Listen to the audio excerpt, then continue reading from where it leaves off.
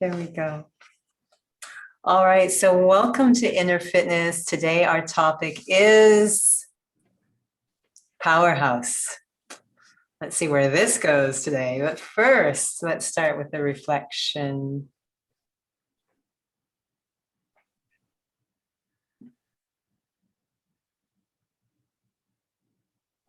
With one thought, I step into the world of my own mind. That amazing space where thoughts are created. Every thought I create has an associated feeling and also serves as the seed of actions.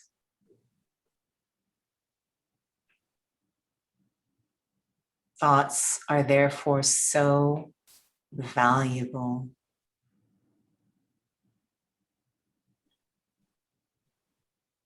And it is said the sign of a powerful soul is that they're able to create whatever thoughts they want, when they want, for as long as they want. Fully developing the power of their own mind.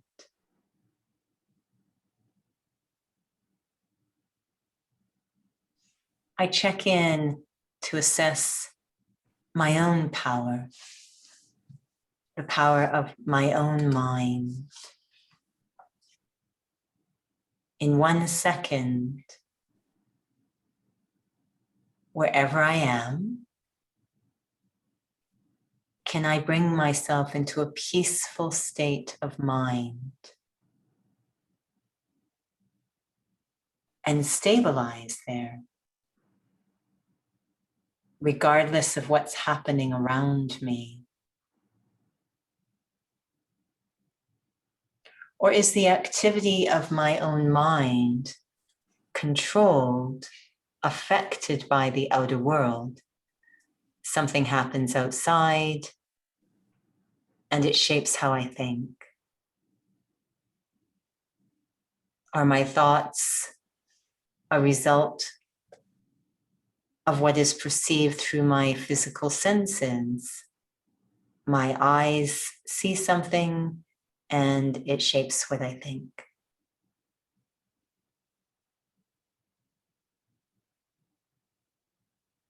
A powerful soul is a master of their own mind. True power is never violent. This mastery has no violence.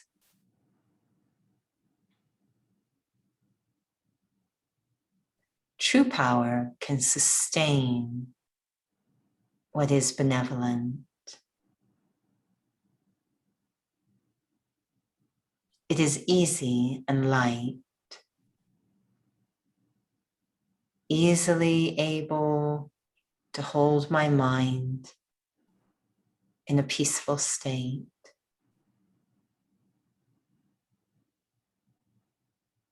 How powerful am I?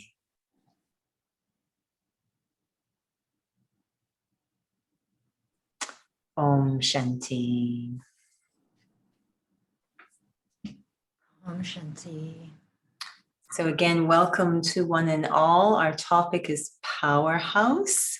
This is something that is used in physical fitness. And to be completely honest, I had 2 words in mind.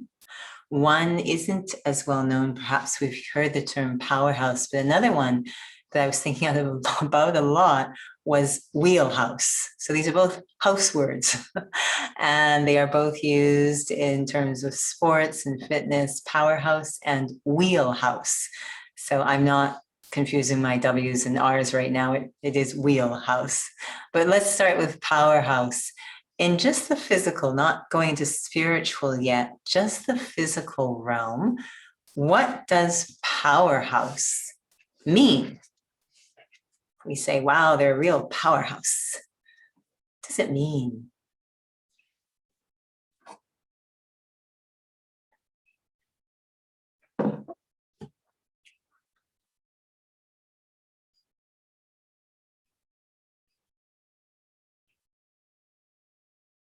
Actually refers to things even outside of sports. They could generate power. Yeah. That is how it's used in engineering, a powerhouse. They're a source of energy. Yes. So utilities, powerhouse. Definitely.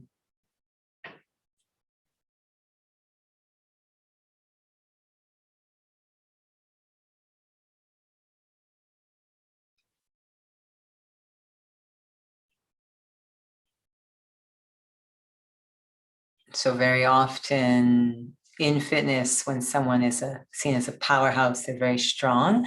So the core of the body is very powerful. They have a strong core. They're a powerhouse. Mhm.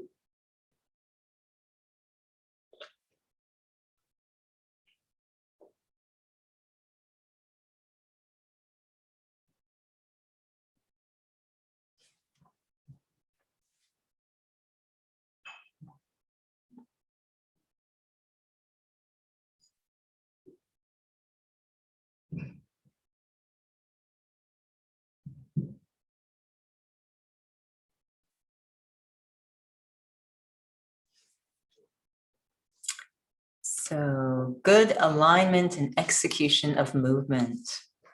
Very nice.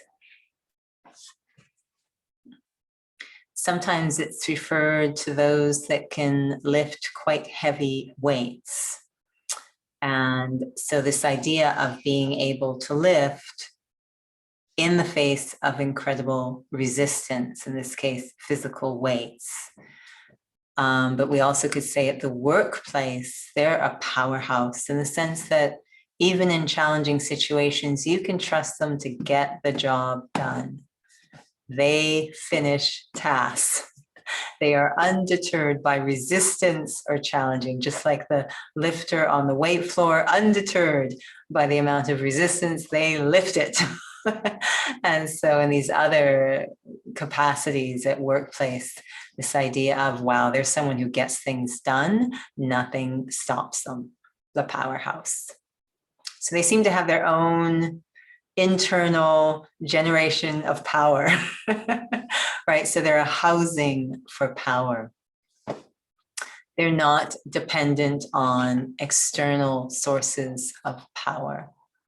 They seem to be able to generate power from within to overcome any obstacles and get things done. How many people feel they are powerhouses? Depends on what. It depends on what. On what? Like if it's for physical, I'm pretty weak. So it's being shared if it's, oh, you probably heard, if it's around the physical realm, it's being shared. I won't say any names, but it's not me. This idea that was shared that I might be weak physically, but perhaps in other areas. Yes. Okay, very good.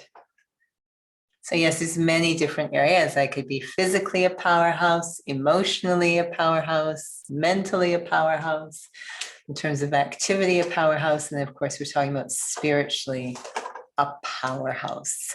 We'll come back to that. But first, let's take this term and I'll type it because you might just be thinking, what is she talking about? Wheelhouse. I keep feeling like I'm not getting my R's out here. Wheelhouse. Kind of like wabbit. Wheelhouse. What does this talk about? What does this mean? Wheelhouse.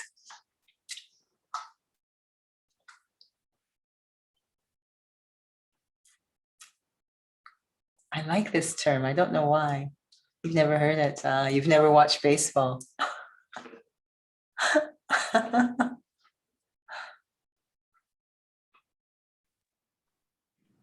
Go ahead. A coworker of mine just gave me that. I first heard the wheelhouse because we're talking about cycling, and there's an online wheelhouse, cycling studio. So they're all, hardcore and, it's like in one. So there's cycling, yoga. Okay. So they cater all, those areas of fitness. So Under one roof. I've never heard of it. yes, Wheelhouse. yeah. Very cool. So Mhm. where I had heard wheelhouse, and I really always thought was a neat term, was the first time I heard it in baseball, but it can be used anywhere. But the first time I heard it was in baseball. So, the pitcher would be on the plate and the batter would be up to bat, and the commentators would start to, they're just filling the time. They tend to just keep commentating because nothing's going on while they're waiting for the pitch. And they said, so finally the pitch is delivered, and they say, oh, if that pitch is on the outside edge up high, it's right in their wheelhouse. So what does that mean? It's right in their wheelhouse. If that pitch is high and outside, it's right in the batter's wheelhouse. What does that mean? It is their sweet spot. If the pitcher puts a pitch into the batter's wheelhouse, it's going to go out of the park. That is their sweet spot. That's their speciality, is what it means. What they're really strong in. They're kind of like their core, their core. Their core and their specialty. So some batters would, they're really good. No, I don't think any batter is good at inside, but if it's just high and up, just on the other edge, they say it's right in their wheelhouse. That's the type of pitches that they can hit out of the park. So, or if in the workplace, oh, we need someone who's good at creating strategies. Well, that's in Joey's wheelhouse. That's right in their wheelhouse. So it's what they are strong in, their speciality in their wheelhouse. So there's a bit of a combination between these two things, is this idea of where is my power? What is my wheelhouse? And as we go along through these different scenes and situations in our global community, we're kind of having to develop a wheelhouse that may not be our wheelhouse. It might be our spare wheel. We need to develop. We're being asked to become powerful in a very particular specialty. And what do you think world situations are asking us to become powerful in? It's actually the essence of being a powerhouse spiritually. What are being asked to develop? Powerful stage. A powerful stage. And what is a powerful stage? Powerful. Willpower. Very nice. Inner presence, therefore outward presence. Powerful inner presence. And how does that power show itself? How is that power demonstrated? How do we know someone's in a powerful stage? How they respond to challenging or adverse situations. And how do they respond? Like a crazy person? With dignity. Determined. Dignity, peace, staying calm. Stability. Absolutely. Stability. This goes with the strong core and alignment that Sumit talked about. So a powerhouse. It's very interesting. I was with someone today, we were training, it was all body weight. There was no physical weights involved at all. And it was very slow, controlled movement. Now this particular client has incredible alignment. They're a pleasure to train. They have beautiful alignment. I'm always in awe. And there was a lot of balancing on unstable surfaces and all this and it was very interesting watching them, because we were sort of amused at one point as we were chatting. It's like we both look and says, I feel like I'm getting so strong. And we weren't lifting weights. We weren't doing ballistic movement. It was anyone watching us was like, are you doing anything? And we came out saying, I feel so strong. Because it was so, there was one point when the cue for this poor soul, because they were doing this crazy balance, they said, look, as you're going into the balance, just meditate. Just meditate. And they said, yeah, no, I'm meditating. You've got to meditate. There's no way you're going to get through this if you're not meditating. And the idea of being very focused and that willpower that I, the thinker, am willing the body to maintain an alignment on this unstable surface. It was really fascinating to watch. It was so powerful, but didn't look anything like what we usually assume physical power would look like in a gym. There was no jumping around, there was no lifting heavy weights, there was no speed. I mean, others probably wouldn't be interested at all or connected to developing strength or power, but they sort of looked at me and kept saying, I feel really strong now. I feel really strong. And so it was very interesting. And this goes so deeply with spirituality. Yes, the call of the time is to maintain stability in an ever-changing landscape. This is the sign of power, that I'm able to maintain stability amidst change. And that actually is change. I see ballet. Would you like to expand? Well, I'd never seen it before. There was this one occasion when the best seats, the only seats that were available were at the front. And it was Nutcracker. And I was sitting there, and it was my first time ever watching a ballet. And I was shocked to see them just standing there, and you could feel this power coming from them just to hold the positions they were in.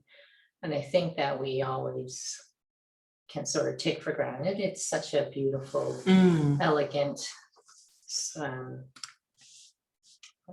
performance, and I don't think we realize the power that's required. So I was thinking about the invisible. That was, of course, physical invisible, but I was, at least for me, I was quite shocked. I'm trying to find for you, if anyone wants to keep track, I'm always trying to find you these crazy examples, right?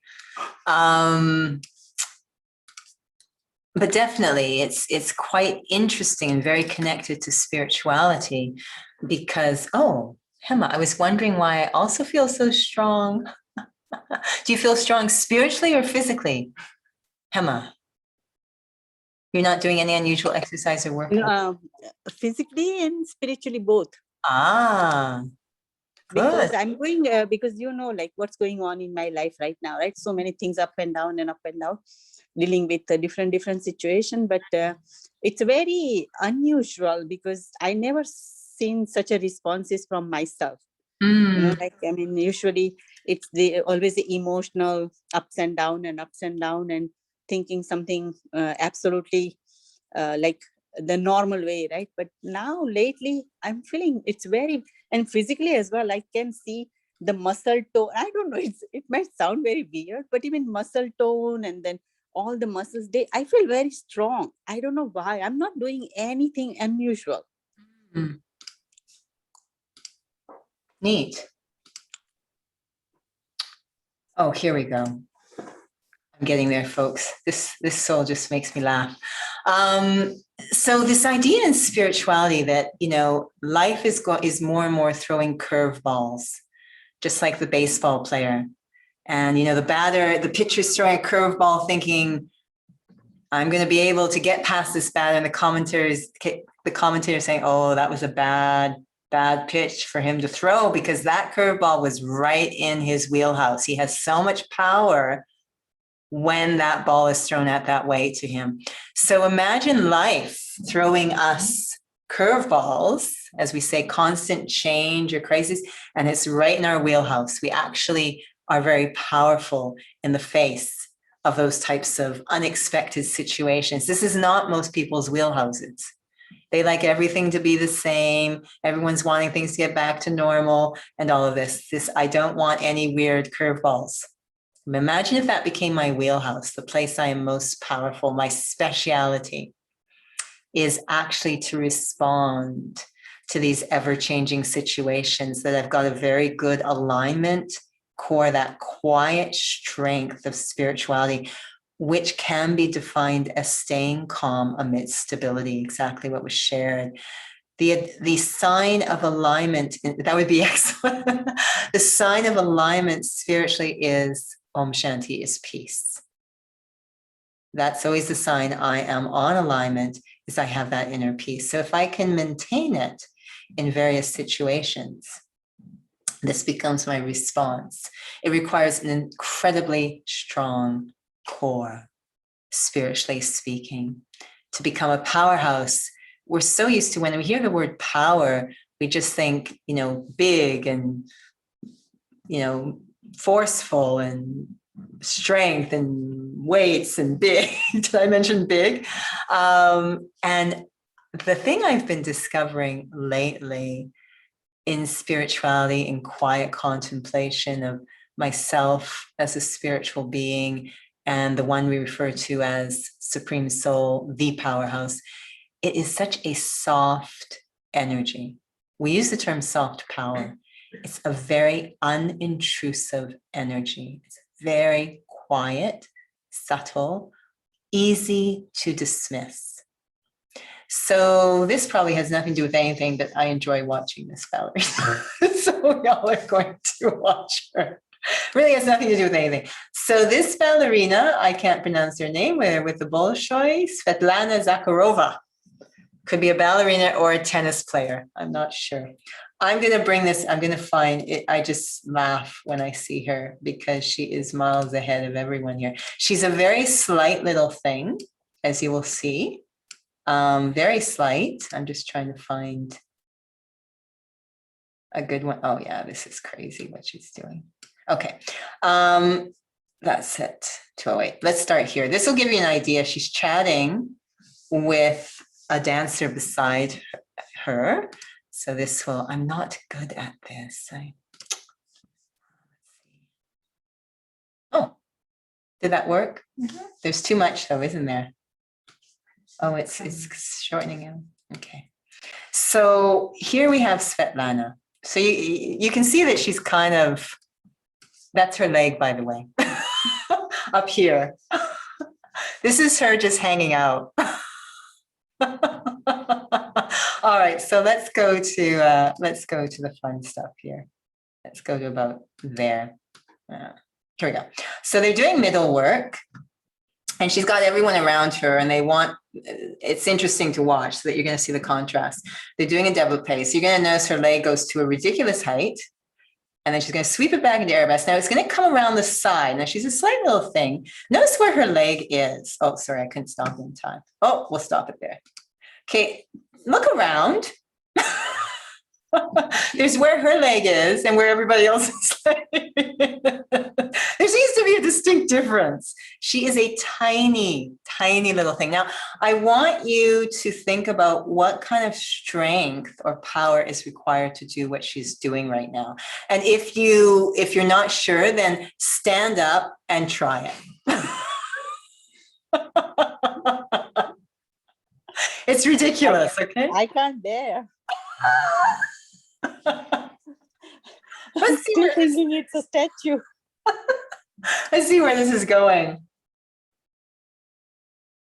She's just a tiny little thing. If she has problems with her turns, I'm going to be honest with you, but she never gives up. She never gives up. It's just so much fun to watch. Yeah, her turns are a problem. She does not make bones about it. But yeah, I mean, it's just remarkable. The strength of this dancer is absolutely remarkable. Now, if you saw her walking down the street, would you think powerhouse? Not Or would you need everyone the bulk to think powerhouse? No, You're thinking about it. is. no. Yeah, we should show them that video, Paulina. This is turning into such a funny little class here. Let's see if we can find it. Yeah, it was just Pauline and me. No, I watched it. Oh, you watched it with me. Okay. So yeah, let me just fast forward to. So we have certain concepts of power, and we actually carry these concepts over into spirituality, that we really think, how do we think responding to a critical or difficult or challenging situation should look?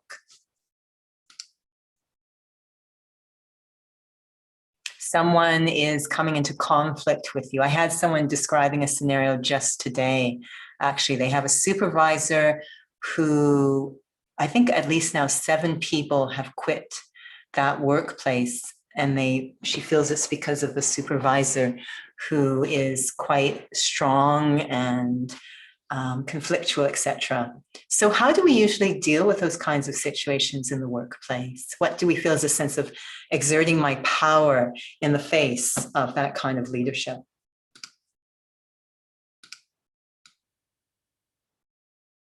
We retaliate somehow. Retaliate? You get defensive and Defensive? you have to feel justified. And Criticize. criticize. I hear a lot sometimes setting boundaries. That's one we really like. Got to set some boundaries. I've got to hold my ground. I've got to, kind of assert myself, Speak out. My mind. speak my mind. Sorry, Hema? Speak out. Yeah, speak my Speak mind. out. So we've got concepts of showing up powerfully in the face of, let's say, an attack. We've got certain Your concepts. ego, egoistic. Ego. So these are probably pretty ego-based responses. And I know that might shock people, but it's very lovely. And I think myself, I had no idea. It's very lovely when you actually get to see a demonstration of what spiritual power looks like in the face of an attack. And having had the chance to see this a few times, experienced it myself, but it's very interesting. We've got these powerhouses right behind us, to see these souls, especially the one in the center, but all of them. We've talked before, this organization experienced so many attacks, continues to, but experienced a lot of attacks at the beginning, especially because they were introducing a change that really went against the prevailing customs and systems. So there was a lot, everything from picketing to protesting to legal suits to assassination, I think was one, to yelling was very common, beating was something. Like there was a lot going on. And it was very interesting to see what the response of a spiritually powerful, like this is their wheelhouse, this is their speciality. Because spirituality is all about transformation. We have to master it, because the number one place attacks are going to come from are from inside. It's mostly an inner battle when you're talking about self-transformation. And if I don't know a powerful response to internal attacks, if you will, mostly from ego, but attachment, fear, all sorts of places. If I don't know powerful response, I will stay stuck. I will get caught in what we see many countries caught in now, a cycle of war. There's no peace in sight. It's a cycle of war. I attack this, they attack that, they have 2 days of a peace agreement, and then the attacking starts again. We don't know any other way to exert our power than these violent attacks. I have to learn the truth. These are not signs of power, in fact, they're signs of absence of power. And I know Nora, I'm amazed she hasn't spoken yet, because she is the expert on martial arts movies. And I'm really surprised she hasn't said anything yet. Martial arts versus martial arts. Martial arts. She's an expert on martial arts. No. And what is the whole point of martial arts is to never have to attack, right? I mean, this is the power. And so this idea of what's spiritual power, but let's take an intermission and watch our friends here, shall we?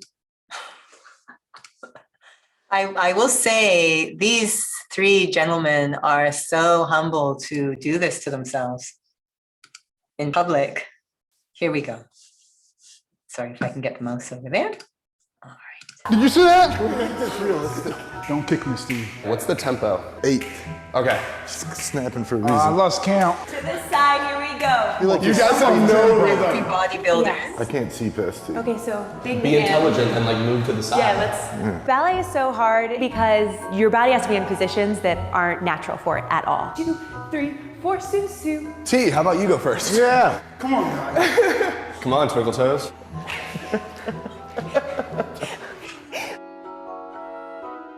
Step, jump. Step, jump. I might push you. Come on, come on, come on. That doesn't feel right. Little steps, little steps, little steps. Yep, Like and Tinker arm Toy. comes down and lift. Keep those feet moving. Keep those feet moving. 3, 4, 5, 4, 5. I'm out of frame. Don't go off beat. It's really amazing to see what their bodies can and can't do just because of all their muscles. Think about relaxing your shoulders down. Don't move Straps are too anything. big. Hey, John, I'd like to apologize for talking smack to you earlier. You're taking it back? Yeah, I don't think I'm the incredible walk of twinkle toeing. Honestly, I'm pretty elegant and poised in my day-to-day life. They call me Johnny Smooth on the down low. Guys, we're still in Tanu. Oh, I gotta say, John has some really nice legs. Are we sure he hasn't had practice at this? The tutu just blessed me with the gift. We're on today all the way down, as low as you can. Kind of like a sumo squat, right? But a little bit more down. there we go. There we go. My favorite move would probably be the jumping. I felt like I kind of hit a groove with that. Then jump, then plie. These poor gentlemen. Enough of that. Sorry. Oh, I can't control this. All right. So sometimes this is our concept of power in the gym, is they can lift. I cut out that part of the interview, but they talk about how much they lift. I think someone is over 800 pounds in that group, 700, 800 that they're lifting. So deadlifting, whatever the case may be, we go on the floor and say, oh, whoa, they're a powerhouse. And that slight little dancer with them. And, I'll never forget this story that one of our fitness participants shared. She comes from her father was a professional hockey player. So elite sports is very big in their house. And the brother went into hockey and she went into dance, particularly ballet. And they both went to, I think, the same school that offers a variety of training, gifted students. And there was gym class. And the hockey players were were awarded exemption from gym class because they're already engaged in sports training. The ballet dancers were not exempted from gym class because ballet was not viewed as a sport.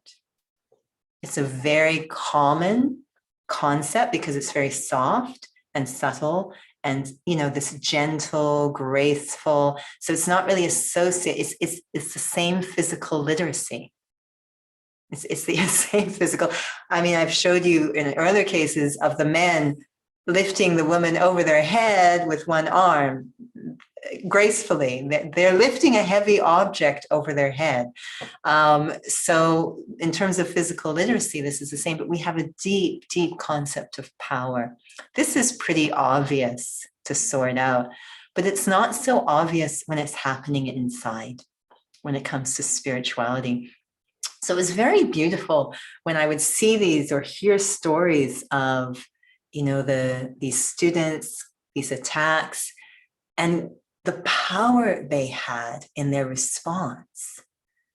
Probably the most powerful response, of course, is love to an attack, forgiveness, love. It takes remarkable power, and not intellectually or not for personal gain. It's just a natural response because my heart is so strong. And this applies very deeply to our own inner battles. The personal gain is quite deceiving. Yeah. It's again very interesting, well-disguised ways that ego's trying to stay alive or, attachments are trying to stay alive. They disguise themselves a bit like double agents that disguise themselves, seem to be on the spiritual side, but they're actually still fighting for the physical side. Right? So it gets very interesting. You need tons of clarity, which is also a sign of power, discerning power. Pauline. To share about the physicality. So I got mistaken because I'm really tiny, and then when I wear my uniform, I'm just a little girl, right? And then every person who wants a deep massage, they always emphasize, I want deep, I want strong, so looking at my physicality, they judge me, and they question me that make sure, we pay, we get what we paid for. And I think I get used to it. And now, having that, knowledge with the foundation. So my ego doesn't like, okay, I need to be strong, so I have to really, follow what I needed to be done. And it's not because to show them that I'm strong. So my approach is different. Right. And sometimes they want to scream, to feel the pain, but it's not supposed to be that way. It's violent. I love pain, and they always say, Pauline, I pay you to hurt me. And the more I go deep, and it's like, yeah, that's why I love to see you, because you cause pain. Mm-hmm. It reflects that, okay, this is not right, so. Yeah, no, it's very true. Even in the fitness environment, people say, wow, that was a really powerful killer workout, because there was sweat and there was pain and there was pace and all of these things involved. And there are certain workouts that are dismissed as not contributing at all to building power or strength or progress, period, which is very fascinating to me. Because again, we've got these concepts of power and strength. And definitely this responding, whether it's external as it was, especially in the beginning of the organization, but always internal, these attacks that happen on spirituality. And it needs to be in my wheelhouse. I need to develop this speciality of a powerful response to an attack from the old. I need to have, because the status quo will fight back. So I need to really be a powerhouse, and that will be internally, but then as the world is changing, and do I have the realization of what really the world is going through? We just sort of see it as kind of this pinball game that I'm just trying to get through things and not get knocked out. And I don't actually know the whole game plan. I don't actually know what's going on, because it's definitely changing into something new, which means the old is falling away, and the old will try to hang on. Just like we hear people saying, I want to go back to normal. What they're actually saying is, I want to go back to the old way. And so what's been happening over these last few months is an invitation for something new. Some have gotten it, some have not. They've just been hanging in until things can go back to what we call normal or the old way. It really hangs on a lot. And so if I didn't get the lesson, then probably another wave will come along to invite me to let go of the old until I actually figure it out. But the old likes to fight back, and I need a certain response, a very powerful response, when these attacks from the past, from the old, we call it the ego, the familiar, when they come. So what is a powerfully spiritual response to these inner, let's say inner attacks? They could be outer or inner. What is a powerful spiritual response? You can let go. Letting go is top of the list. So that was one suggestion made here. Letting go is the sign of remarkable power. I guess that's when souls wonder, what am I letting go to? What is this letting go about? And yes, in physicality, holding on is a sign of strength, and spirituality, letting go, is is a big form of power. And the way I sometimes think of it is that, there's sort of the real us, right? Who we are at the core, again, that core.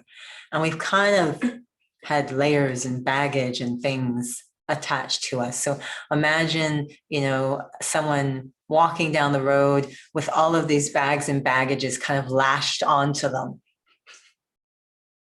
Right. And they say, I gotta hold on. And they're just like so exhausted. They're just dragging themselves. It's like, you go, well, if you let go, no. What's going to be left of it? Well, you will be left. You are underneath all of that.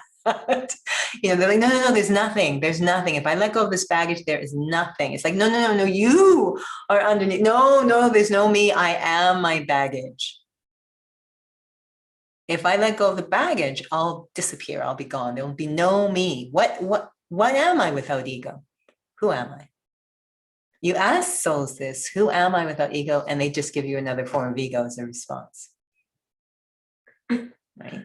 If we say, you're not your job, you're not your family, you're not your position, your possessions, you're not even that body.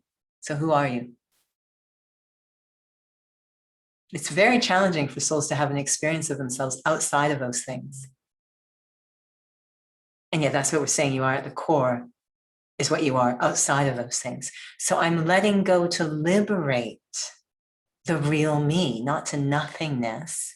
I'm actually letting go of everything that's covering up me. And it's terrifying to many souls because they think they are those things, that there is nothing underneath all of that. And yet it's the real me. So it's a very powerful and fearless act to start to let go. And that power comes when I have trust or faith. Yes, there is life after ego. Yes, there is a me underneath all of this baggage. Independent, you can just feel it. I am not these temporary things. I can't just be these temporary things, because if I am, I will surely die at some point. Right? Because all of those things are going to change. They're all temporary. I will definitely die. So am I going to wait until the point of so-called death before I figure out whether or not I am all those things? Because you're not going to take any of them with you.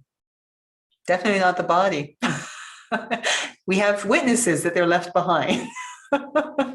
Right? Those who are still alive are left with the corpse. So this idea, the power to let go, is a huge, we say this power of detachment. And some don't like this word detachment. They connect it to uncaring or disassociating. But it's actually the power to move into the truth. And the truth is that which is eternal or timeless. The truth, it doesn't change according to the season or the feeling or the alignments of the planet. It's something that's timeless and eternal. So that's what I'm actually moving into. Trusting is moving into the truth when we say detach. I'm not moving into nothingness. I'm not uncaring, I'm not disassociating, I'm not avoiding. I am moving into the truth. I am detaching from that which is false. Yeah. I think that's why, it's the whole thing about removing the self from the equation. It's there's this conversation that I keep hearing at work about the fascination with impermanence. But there's no sense of self. And I guess as lovely as these nice philosophical conversations can be, but when it comes to upheaval and situations, like if you don't have a sense of self, you can't let go, which is at the core of what we're studying. I guess it's so easy to sort of jump over that.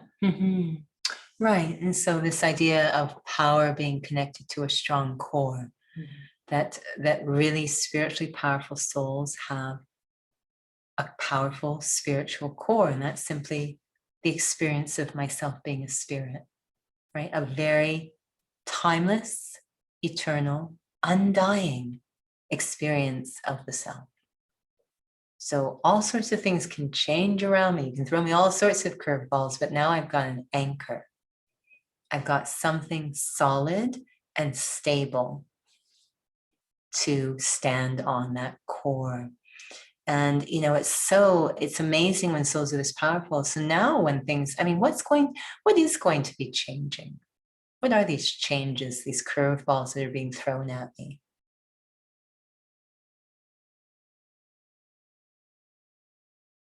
Things that don't meet your expectations. Things that don't meet your expectation. It's all of those temporary things changing. So if I attach myself to those temporary things, and the curveball is they changed, whether it's they didn't do what I wanted or they didn't meet my expectation, then I'm going to be very unstable. But if I am very stable outside of those temporary things, a very stable sense of self, they can change and it's okay.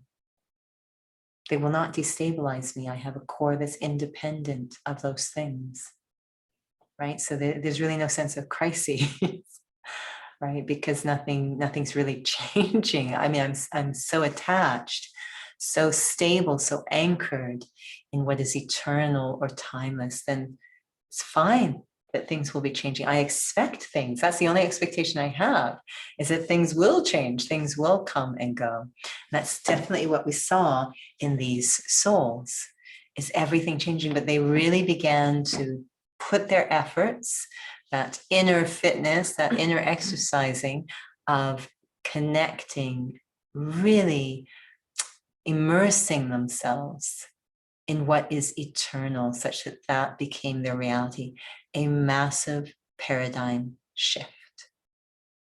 So they became extremely stable. Again, there were so many curveballs thrown at them, and just, I don't think I would be sitting here talking to you, because this organization would not be here if they had not been stable. The stories go one after the other. They're like a movie. The stuff that they had to face is crazy. And this was external stuff. I'm assuming they also were facing their own internal stuff.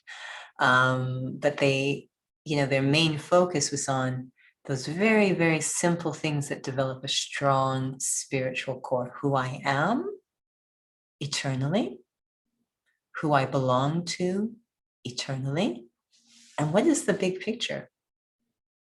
What's really going on? This kind of eternal storyline. So they invested all their time in these three simple things, really having a deep experience. Now we're very clever and we like to do all sorts of things, but they were very, very simple. Many of them were uneducated, really. They were young when they came, and that was their fortune, because they didn't have to get rid of a lot of ideas in their head. And they just invested their time in making these three simple things a reality. And once you are absolutely, not intellectually, but really stable in what is eternal, you are a powerhouse. And you respond to things so peacefully, so easily, because nothing is a threat to your identity. Your identity is almost untouchable, really. It's so stable.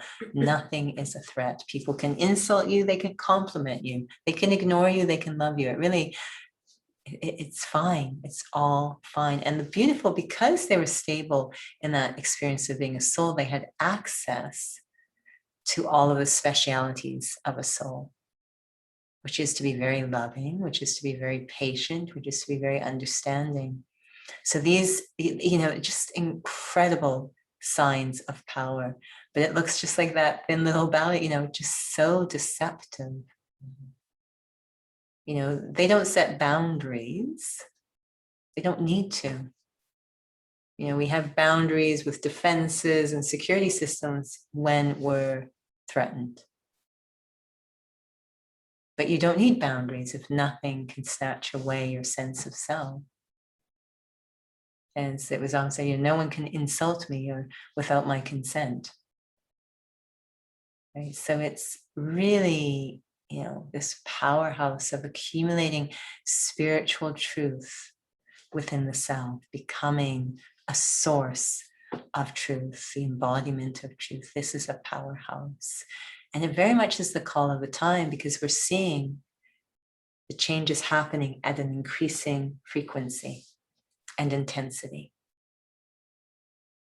You know, it's like before it was throwing a curveball every maybe 100 years.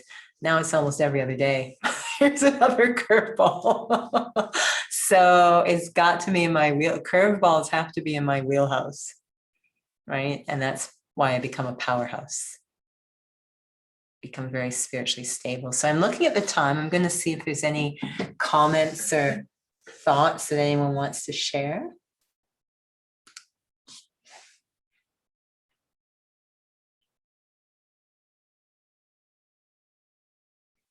I think one of them is, when you were sharing that when one is really stable in their sense of self, that they can afford for their natural nature to come out. Right. Which I think at times still what peace and calm means can again subtly be a reaction, like, okay, I have to be peaceful right now, I have to be peaceful right now. But it's still something that you're shelling out, really. It's a subtle form of girding down, I guess.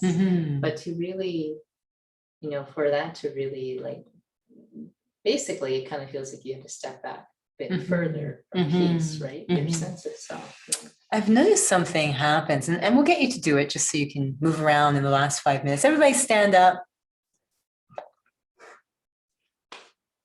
Go ahead, it'll be fun, you'll see. I'm not gonna make you do a squat because that's just dangerous. But what I am gonna make you do, and be near support if you need it, I'm gonna have you stand with both feet on the ground, hip width apart, so not together. Stand in such a way that you feel very stable, very solid. Are you feeling stable and solid? Yeah, perfect. I'm now going to get you to transfer your weight to one leg. And lift the other leg off the ground. Did you find you had to make adjustments? Yeah. Back to both feet on the ground. Did you let go of those adjustments you just made? Yeah. Have a seat. So this is really common when we're doing an exercise where two pieces are put together. So they might do a squat to a single leg balance. And I've noticed that they will let their core fall apart in the squat, and then they'll activate it when they get into the balance. And then they let the core go, just like you did when you went from 2 legs to 1 leg. You noticed, oh, I got a balance. Okay, now I'm fine. So this can happen in life. Under certain circumstances, I gotta be spiritual. I gotta be spiritual right now. I gotta be peaceful. I can do it, but well, what were you doing before? Like, do you just turn on and off your sense of self? Is that how it works? Only in a crisis am I myself, a peaceful being. So it's not natural at that point, right? So that's why it gets really strange, as you're saying. So it's actually more interesting the times when I have both feet on the ground, rather than just the crisis when one foot's on the ground. But when I'm walking, moving around day-to-day life, that's what's interesting. And not even sometimes say in seated meditation, I'm going to have a powerful experience right now. Okay. Because you just like, wouldn't it be wonderful if that just, and that's what spiritual training ultimately is I have to get this thing going in seated meditation because it's so rusty. But I don't want it to stop then. I want it to continue. We call it integration. I want to keep that sense of self, that connection to truth alive as I walk, move around, act, and interact. Not just when I'm trying to cope or when a crisis comes or when I'm challenged, because that will start to feel strange. Just like I turn my core on and off. Ideally, your core is on anytime your spine is vertical. It's only when you're lying down, the body's lying down, that you really it gets to take a rest. But ideally it's on whenever, because you're keeping yourself upright. You're keeping that spine upright. And some, it's fascinating. It's a bit like Zoom, really. When no offense, please, to those who have their video off, but when I turn my video off, I can eat, I can iron, I can do whatever I want. When it goes on,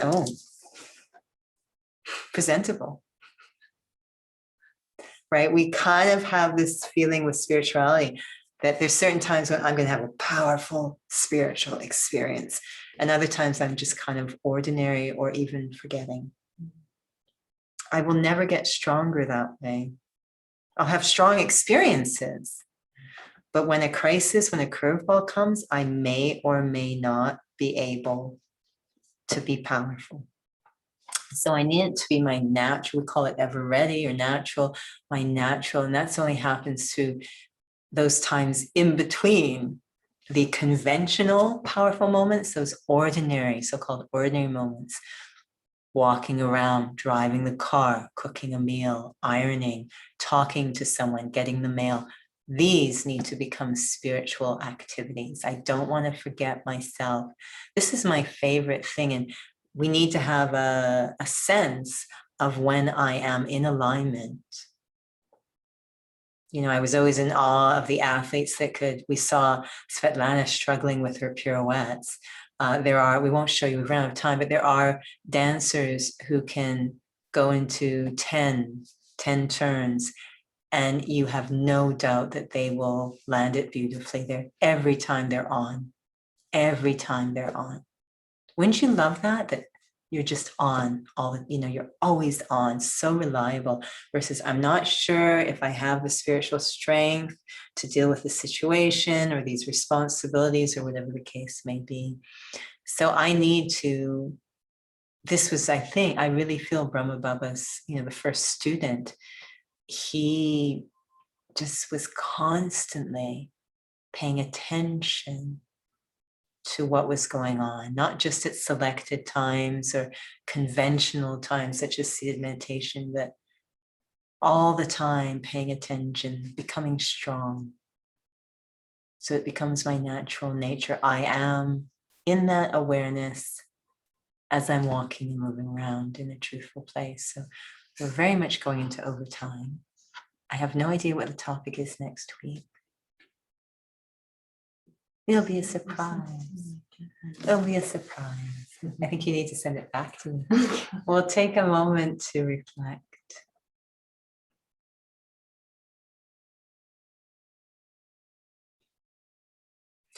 Every human soul